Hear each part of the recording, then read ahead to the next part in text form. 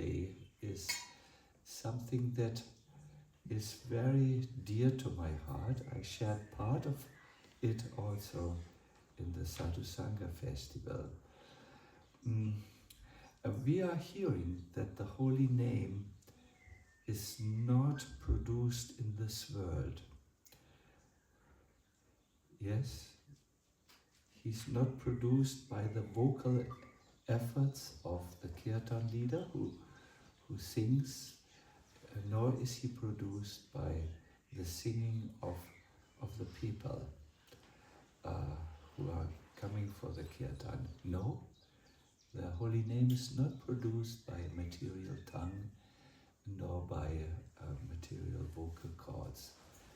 The holy name is descending or coming down like an avatar from the spiritual world. You all have heard about Buddha avatar, Kalki avatar, Nrsimha avatar. They come from a place beyond this world and descend into this world to spread benefit for one and all. So the same way as there's the Buddha avatar, there's the Nam avatar, the appearance of Krishna in the form of his holy name. This name is a spiritual phenomena. It is sung and worshipped in the spiritual world, and it is attracted when devotees can turn away from the material world, when they are not bahirmukha, external or extrinsic chanters, but when they become antarmukha, when they turn to Krishna with love and devotion. At that time Krishna says, wow, these are my people. They may be in Germany, they may be in America, but they are my people, and I will now appear from the spiritual world in their midst. This is called the real chanting. This means for us as Kirtan singers, we need to bring some qualification with us. I always say that leave your material consciousness at the door of the Kirtan.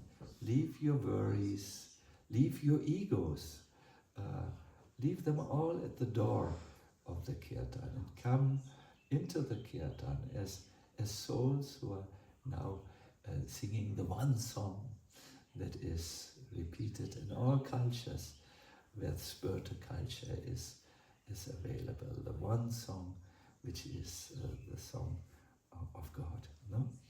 So yes, how this is so, how the holy name is sung in the spiritual world, and how we might attract him here into this world is a wonderful subject matter.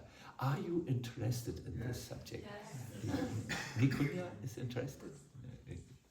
Good. Then first of all, go Krishna, you know. Go Hari Hari Bifale Janama Gainu Golo Kera Premadana Hari Nama Sankirtan Ratina, those who know, please sing with me. Ratina Janilo Keneta.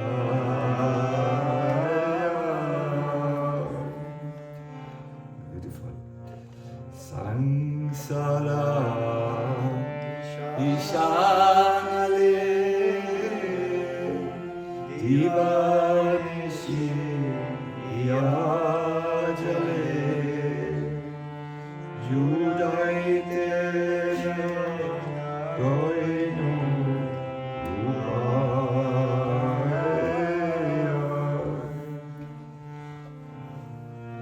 The song expresses the mood of the chanter. O Hari, O Krishna, my life passes uselessly. Yes, I have received this human birth. It is so precious. But my misfortune is that I really don't perform the worship of Shri Radha and Krishna. Am I not like a person who drinks poison willfully?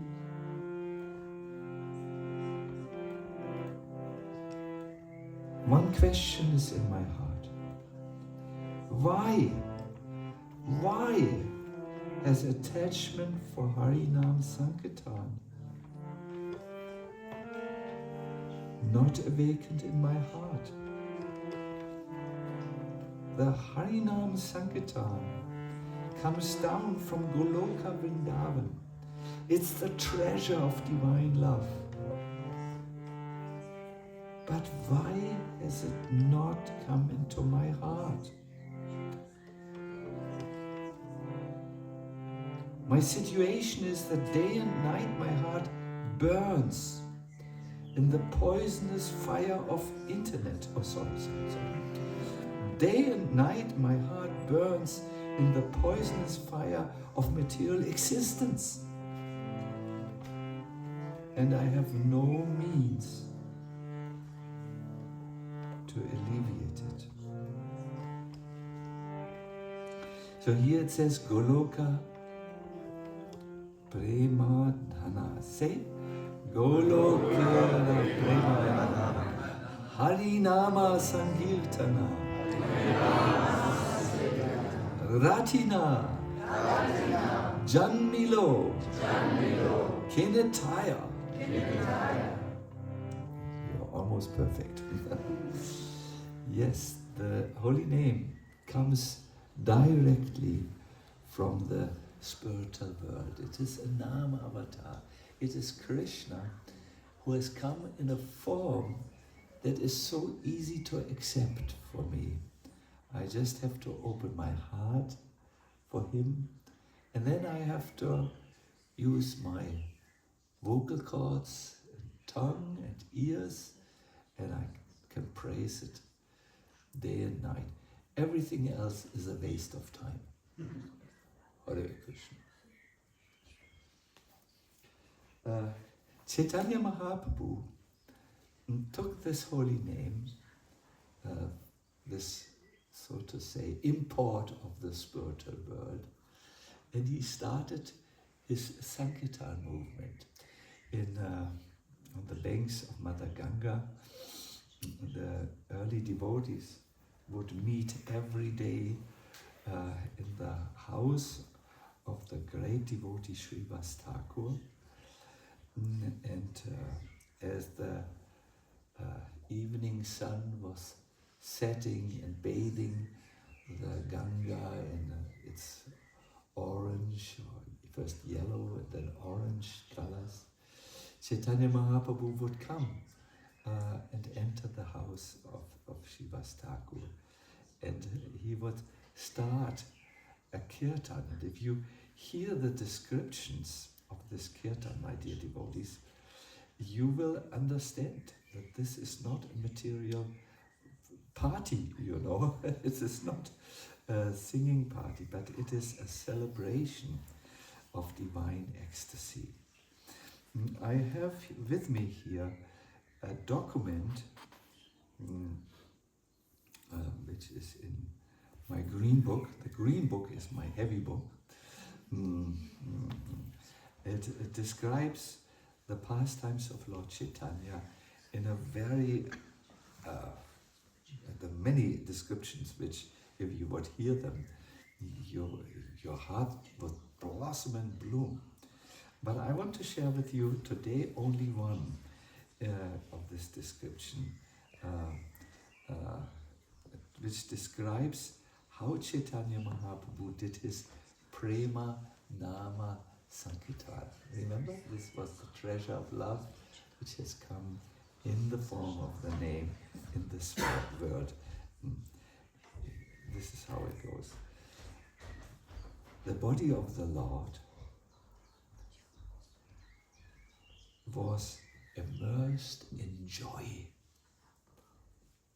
And the way he chanted is simply indescribable. He trembles in every limb. This was not due to fear or due to too much sweets or something. It was due to divine ecstasy. Even 100 persons cannot relieve the trembling by any kind of help. Hundreds of streams of tears flow from his eyes.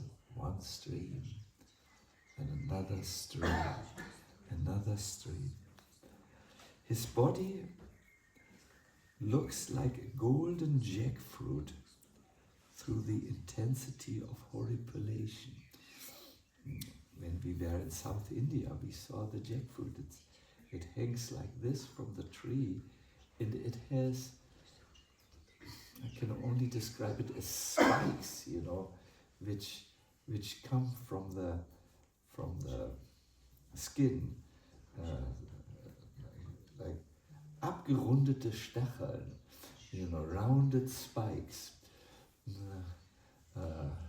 So in the same way, Lord Chaitanya's skin was looking like that.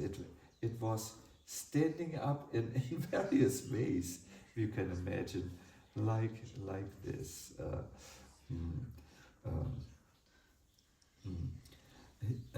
He laughed loudly at short intervals, and it sounded like the roaring of 1,000 lions. If you ever have stood next to a lion who was roaring, that's something you tell your children about. It's so loud, He often faints because of ecstatic feelings. Even while he is conscious of the external world, he does not indulge in any other talks than Krishna. He's different than modern devotees who speak about what this and this person did and how he's wrong or how he's good. No, not a word of this. He did not talk anything else than Krishna. His thundering voice deafened the ears of the atheists. It went very far, All the limbs at times became hard, and he appeared to be like a marble pillar. He did not move. At other times, the limbs became as soft as yellow butter. Now, there was a particular emotional ecstasy in his heart, and in order to relieve his heart, he would grab the heart of devotees, the neck of devotees, and he constantly sang one verse into their ears. Alas, alas, how can I pass these wretched days bereft of you, my friend? You're the friend in the only ocean of all mercy. How can I keep on living without seeing you? He would sigh, seufzen, as he cried, oh, where shall I go in search of Krishna who plays on his bamboo flute? Lord Chaitanya would really ask people, he would stop them on the road and says, I have a question. Yes, do you need directions? No. Where can I find Krishna? Can you show me the way to find Krishna? I need these type of directions. Imagine you're yourself arriving at that stage, leaving the world of the 1,000 thoughts behind, going over the threshold and entering the land of ecstasy. Wow, this would be a true movement for Krishna consciousness. So it is this divine ecstasy which came with the name that made Chaitanya Mahaprabhu tremble, cry, sing, roar, become stiff like a marble column or pillar, or soft like fresh butter. It was the ingress of ecstasy. In this world, my generation of young people, we looked for these feelings, and we did so by taking psychedelic substances. No? We felt there is a reality beyond this, but what we could see,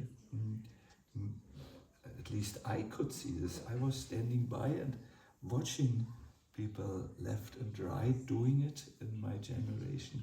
I could see that the substance took more of them than it gave them. It took their health, it took their sleep away from them, it took their reason away from them, and it kept them on a material platform where they would quarrel like ordinary people, although they had an idea to love everyone.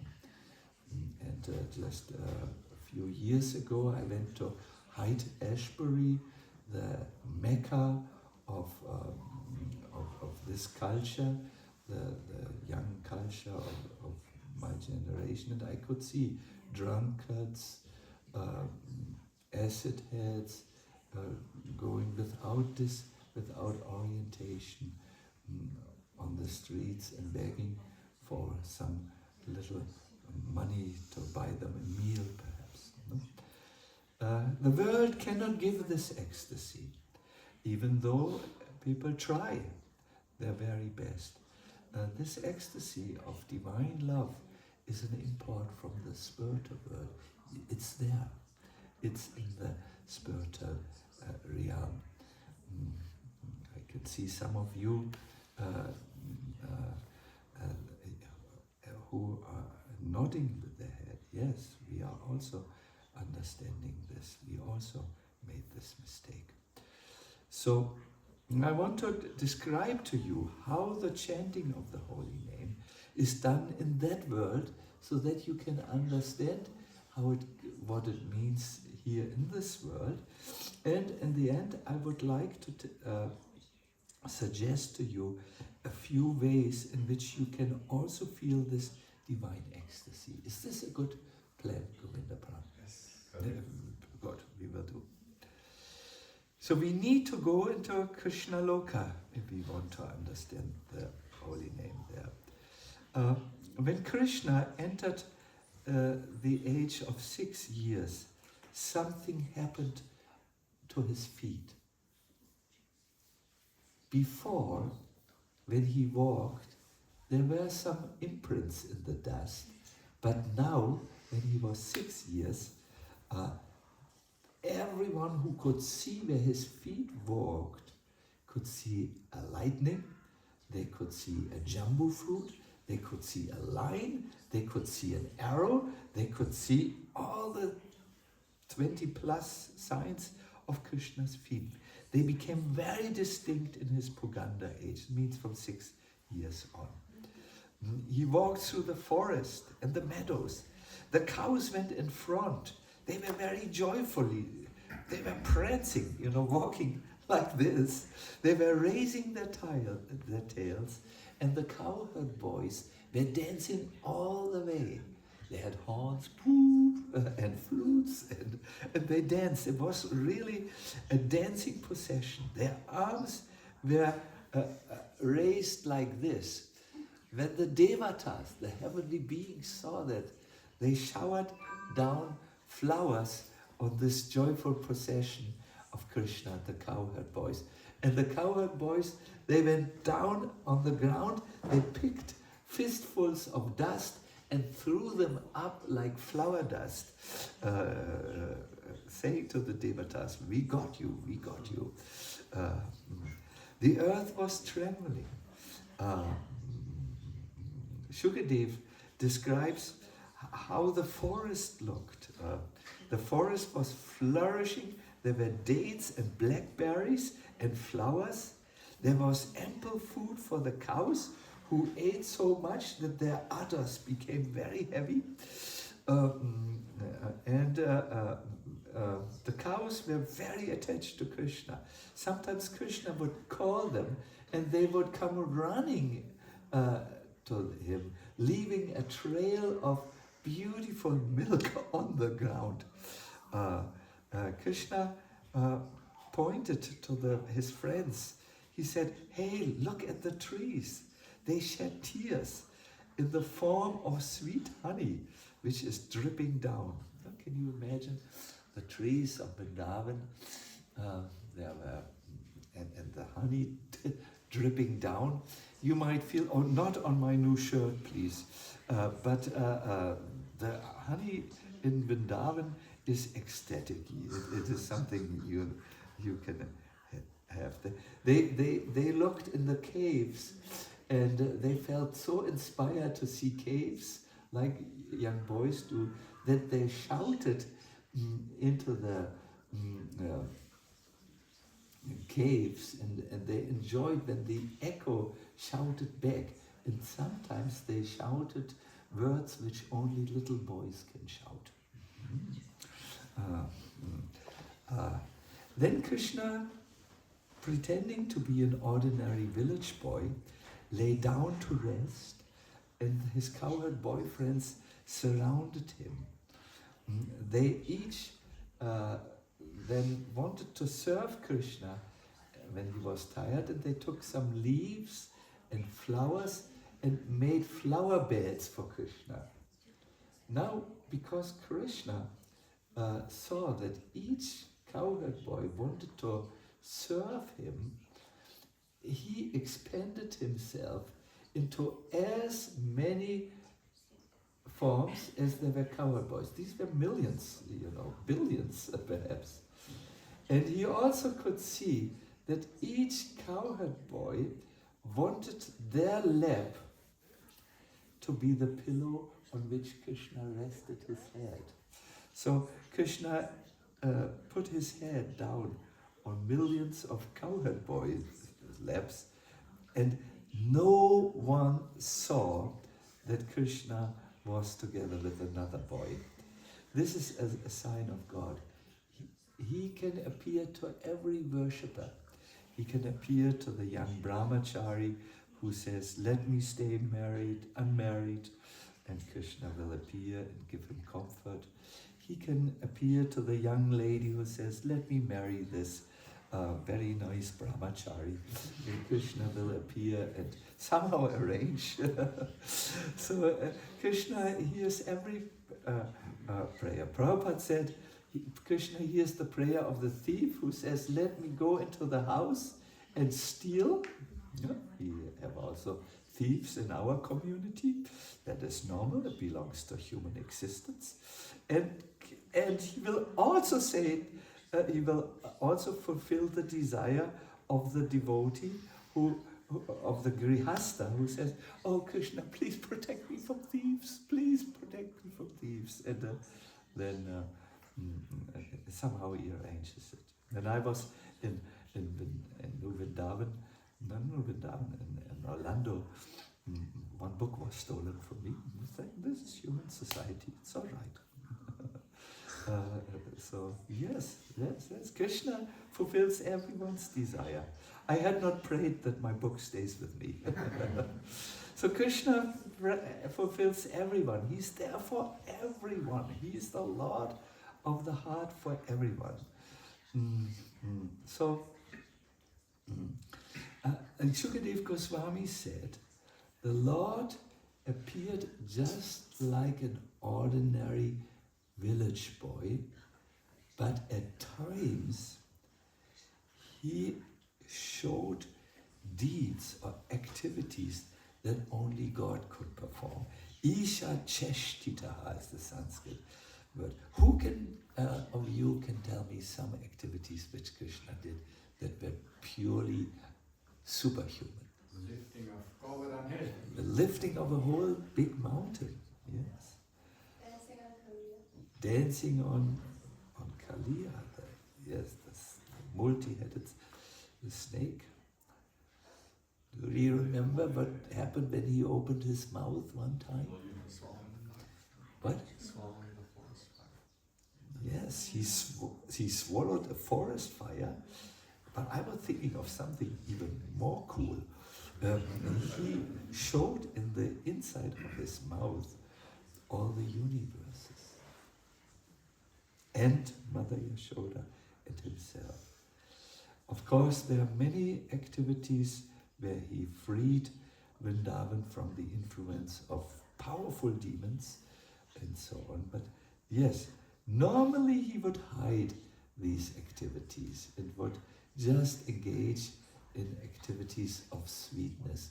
Because Vrindavan is the land of love, of bhava, and there the sweetness of love and of service and so on reigns supreme. Now, I wanted to talk about the Kirtan of the spiritual world and how it comes here in the material world. So the Cowherd boys, remember when Krishna became tired and he expanded himself and laid on the lap of each one of them? They started to sing, and this is described in Sanskrit. We have it here for you. I want you to sing also. Anyetat anurupani, anyetat anurupani, manogyani mahatmana, manogyani mahatmana, gayanti sma maharaja, gayanti sma maharaja, Sneha klina diyashanai. Sneha klina diyashanai. So Sukadeva Goswami describes this beautiful scene. Krishna stretching out on these flower beds and putting his head on the lap of his devotees. So the boys would sing enchanting songs appropriate to the occasion, and their hearts would melt out of love for the Lord. So in this verse you find 4 qualities of good kirtan, which we will go through, because if we can chant here in this world according to this mood of the love-filled Cowherd boys, then yes, Krishna will be in our heart. He may not be on our lap, he goes in our heart. The first and most important quality is Sneha Klina Diya. Their hearts were melted from love. The most important quality of good kirtan is that it comes from the heart, which is filled with deep affection and devotion. The symptom of such a heart is that it is not hard, but it is melted. You know, like wax melts or butter melts. This is a condition of the heart which is called bhava. Krishna consciousness is all about this bhava, this love that melts the heart. My dear devotees, I remember one kirtan where I was coming in. There were no midangas, There were no cartels. There was not even a good melody. It was just one old man. He was walking in the early morning when it was still dark around Vrindavan, and he chanted in a feeble, crackling voice, harsh voice, choked voice, the holy name of Krishna. And I remember I had heard it, because there was no other sound. It was so very early that morning. I had heard it, and I went very fast until I caught up with this old man, and I decided to just walk behind him and hear Hare Krishna, Hare Krishna. He was just chanting away so beautifully, and for me this is something I always remember. Yes, I was in big kirtans with 5,000 people. I was in kirtans with 32,000 people in Moscow when we had our program there. And yes, I know the nice melodies and the nice instrument, but I still remember this old man whose heart was Sneha Klina Diya, heart melted from love. Krishna is hearing this first and foremost because he's a person. Isn't it with you when someone calls your name? Hey, Sachinanda Swami. Oh my God. What is happening here? When someone says in a loving way the name, like, oh, go Krishna, oh, Hari Kirtan. Oh, we feel. Let me stop and see, and then engage in conversation. Isn't it? Even we are like this. Even when someone chants our name and he means someone else, even if that is done with devotion, let us say someone is called Balaram, so the short nickname is Balu. If someone calls, if a farmer goes after his ox, whom he has called Balu, that's a good name for ox also, and he said, Balu! And our name is Balaram, and friends call us Balu, then we say, oh no. Then we feel a piercing in our heart. He was just meaning his oxen, he was not meaning me. But because the sound is so harsh, it is not attractive. But say my name is Balaram, and my friends call me Balu, and the farmer out there called Balu. Then I feel, even though he is referring to his ox. So some chanters are not yet able to fix their mind on Krishna. I know this. We are theoretically called the movement for Krishna consciousness, but we are very much conscious about everything else. But even then, if we can chant with a feeling of affection, then Krishna is attracted. He is a person. He likes when we call him affectionately. Adara is the Sanskrit word, with affectionate respect. Rupa Goswami says 2 things should be done for the chanter. He should chant regularly, not only when he has a slot in a kirtan program. He should chant regularly, and he should chant with adarat, that is affectionate respect. This is the first quality. The next quality is Managyani. These Cowherd boys chanted Managyani, that means attractive to the mind. This, of course, refers to the right melody, the raga, and the right tala, or the rhythm. certain melodies are opening the hearts in certain ways, in certain rhythms when they start, bring excitement to a kirtan. No? So these cowherd boys knew scale or raga, they knew the rhythmic cycles, they know the notes, they knew the gamakas, the jatis, the tanas, the grama. These are all technical words which you don't need to remember. But it was attractive to the mind. When we say chant with devotion, we don't mean, and your mridanga should drag behind, and your melodies should be not good. They should be attractive. But that's on the second place. No? Then comes tat anurupani, appropriate for the occasion.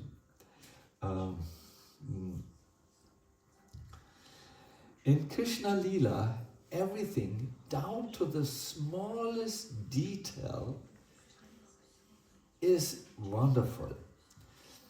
Like one day, I've told this to a few devotees the last days, there was a soft breeze and blowing. Krishna was sitting on a rock at the banks of the Jamuna, and this soft breeze took his dhoti and lifted his dhoti and blew it in such a way that it hugged his leg in a special way, and the bluish leg was visible.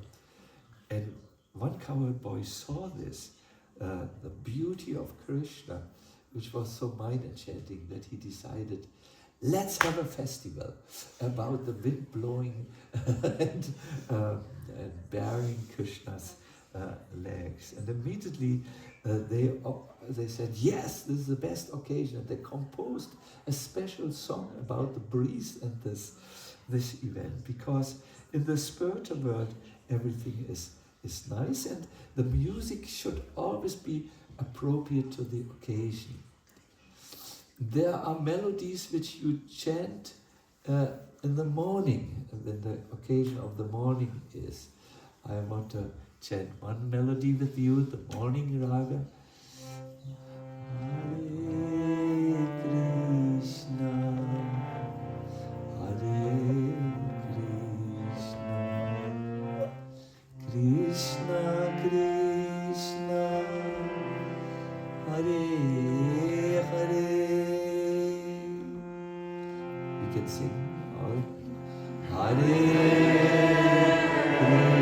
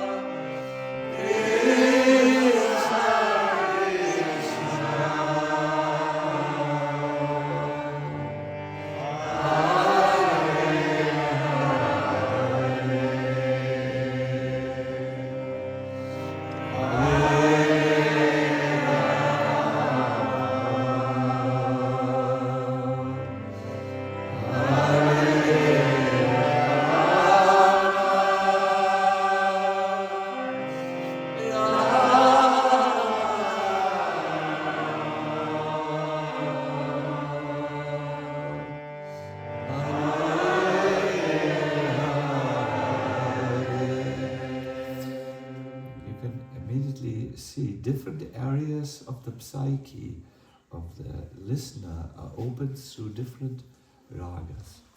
And the last quality of the Kirtan of the Cowherd boys was Shanai. Shanai means it was slowly and gradually building up its speed.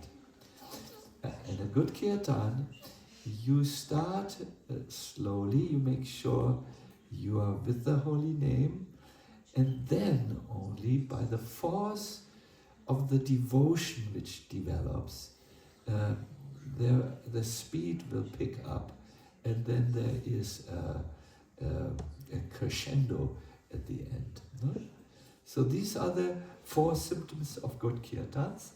Sneha Klinandiya, what was this? A heart melted from love, yes. Mana Gyani, attractive to the mind, yes. Tat Anurupani, appropriate for the occasion. You listen very carefully. And Shanai, it was slowly and gradually building up. For our purpose, let us just isolate 3 words from this. One is bhava, the devotional feelings should be there in the kirtan. The raga is the appropriate melody, and the tala is the rhythm which builds up gradually. So please say after me, bhava, yes, the devotional feelings. Raga, appropriate melody. And tala, the rhythm that builds up gradually. If you forget this, it's easy to remember. Ba, ra, ta. Bharata. You have heard this. It sounds almost like the parata, the preparation, you know. So ba, ra, ta. The most important was the feeling. Now I want to give a little tip at the beginning, at the end. This devotional feeling, my dear devotees, this Krishna consciousness, this connected kirtan is really the heartbeat of kirtan. It is really what makes kirtan work. It's what makes kirtan attractive. There are 2 ways in which you can do kirtan. Snehi means with affection, and kevala means just chanting. Snehin or sneha samyuktanam means you chant with affection, with devotion. That's a quality of the consciousness. And the other is kevala, just chanting the melody. And you will have, although you may chant the same mantra, but the result will be entirely different. There is a book called Vishnu Sahasranam, you must be knowing. It is chanted everywhere by pious people. In fact, when we were in South India, we saw a group of people chanting this Vishnu Sahasranam. And in this name, amongst the 1,000 names of Vishnu, there is also the name Krishna. You find it, Krishna.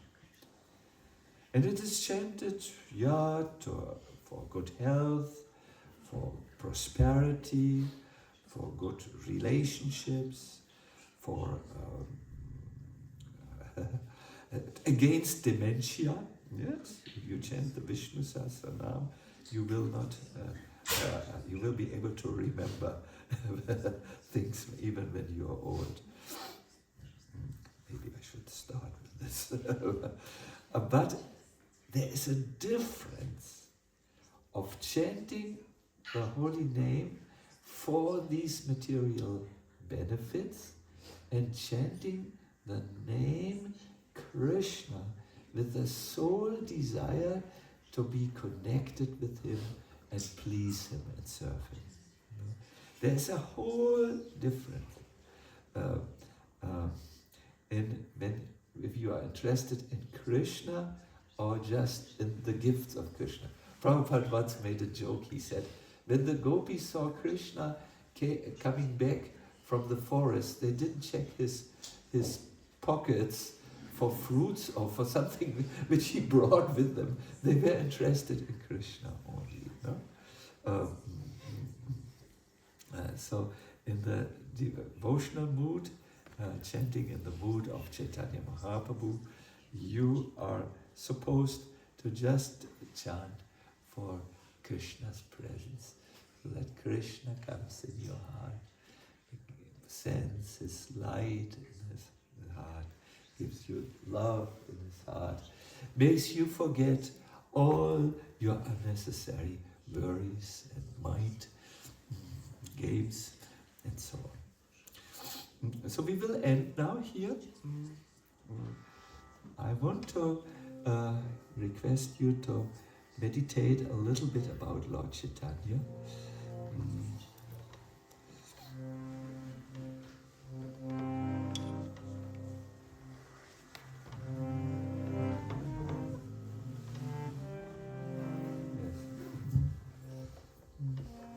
Is our Vedanga player there?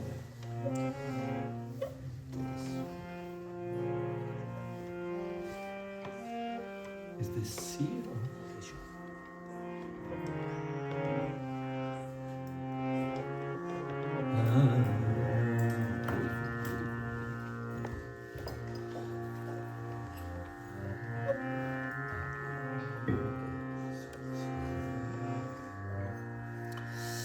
Dear everyone, I forgot you here on the, my God, 3 mobile telephones. This is amazing.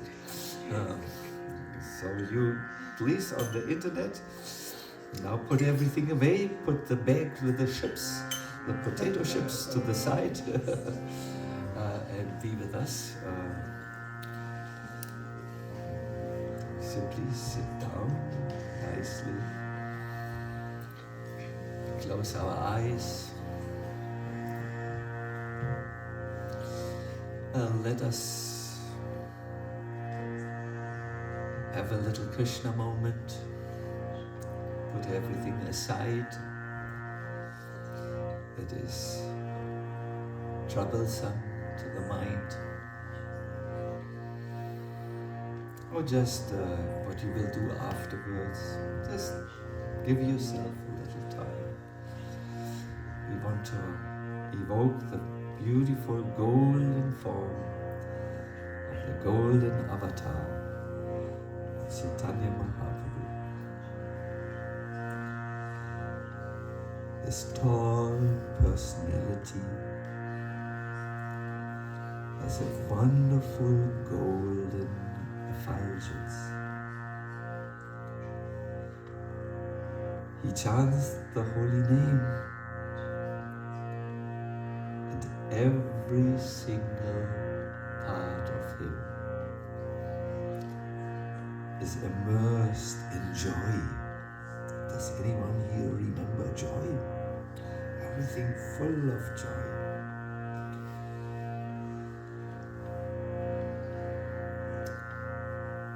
Tears, like rivers,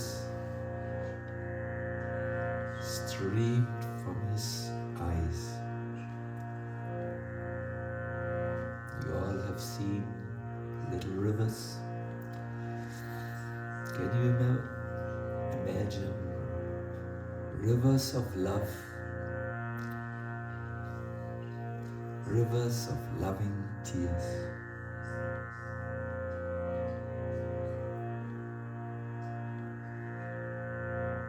He dances in joy.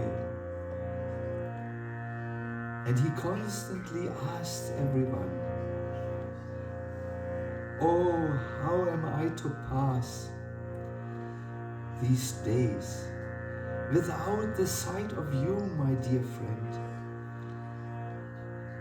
the only ocean of all mercy. Tell me, where shall I go in search of Krishna, who's playing so beautifully this bamboo flute. Love and joy are coming from this golden volcano of love, Chaitanya Mahaprabhu. Let us try to chant, at least with some feelings of longing for Krishna.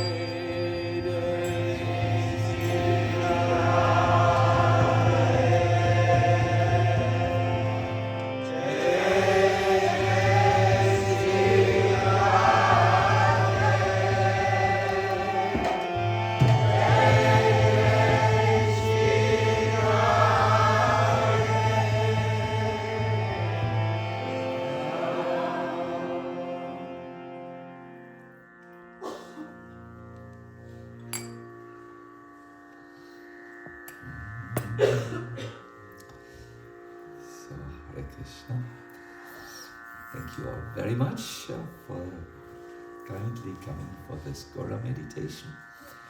I do hope that in these Gaura meditations you take two things with you. The content of what you are hearing, but also more than that, the beautiful, ecstatic, loving, prema-filled form of Lord Chaitanya. If that stays in the space of your heart, it's called also a cave of the heart. It will give you joy and happiness wherever you are, independent of your situations and independent of whether your plans work out or not. That is the greatest gift, the gift of devotion wherever you are. That is given by the beautiful form of Chaitanya Mahaprabhu. On another note, tomorrow is for us here in Berlin, near Berlin, connected to Berlin, thinking of Berlin, whoever you are, wherever you are, an important day. It is the Ratha Yatra day, where the Lord of the universe becomes the friend of the universe. Jagannath becomes Jagat Bandhu, and there is a statement in the scriptures which Srila Prabhupada has also told us, that whoever sees the Lord during his parade on his festively decorated chariot, he will not have to take another miserable birth in this material world. So it's a great day tomorrow, and I hear also the day after tomorrow we will actually go to the Mauer Park the day after tomorrow, where all the Mauer Park people go and have a nice, strong kirtan. So you please, you are invited to come. Without you, the festival is only half as good. With you, it is double as good. So please all come, if possible. Now we will serve you some nice prasada. I want to also thank you here on the internet. It's so nice to feel your presence. Not only at the present moment, but in the future. I know some of you see this in 50 years when I'm no longer amongst you, but I'm greeting you from now to the future.